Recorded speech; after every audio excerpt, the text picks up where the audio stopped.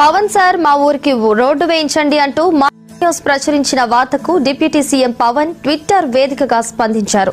నెల్లూరు జిల్లా ఉదయగిరి నియోజకవర్గ విద్యార్థులు తమ ఊరికి రోడ్డు కావాలని డిప్యూటీ సీఎం పవన్ కళ్యాణ్ కు మొరపెట్టుకున్నారు. కొండాపురం మండలం గజ్జలవారిపల్లి గ్రామానికి చెందిన విద్యార్థులు తమ గ్రామ దుస్థితిని వివరిస్తూ ఆవేదన వ్యక్తం చేశారు. దశాబ్దాలుగా ఎదుర్కొంటున్న ఈ సమస్య వల్ల చదువుకోవడానికి ఇబ్బందులు పడుతున్నామని, వెంటనే స్పందించి రోడ్డు నిర్మించాలని విద్యార్థులు, గ్రామస్తులు డిప్యూటీ సీఎం ను వేడుకున్నారు. విద్యార్థుల లేఖపై పవన్ ట్విట్టర్ వేదికగా స్పందించారు.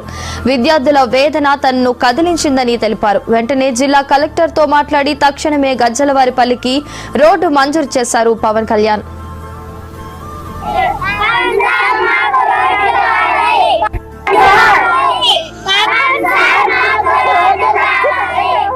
కొండాపురం మండలం గజ్జలవారిపల్లి. నా పేరు శ్రీలేఖ. మాకు రోడ్డు కావాలి. మేము 4వ తరగతి నేను చదువుతున్నాను. నా పేరు శ్రీలేఖ. ఎంపీపీఎస్ గజ్జలవారిపల్లి. మేము నడిచడానికి చాలా ఇబ్బంది పడుతున్నాము చెట్లలో. మాకు రోడ్డు కావాలి.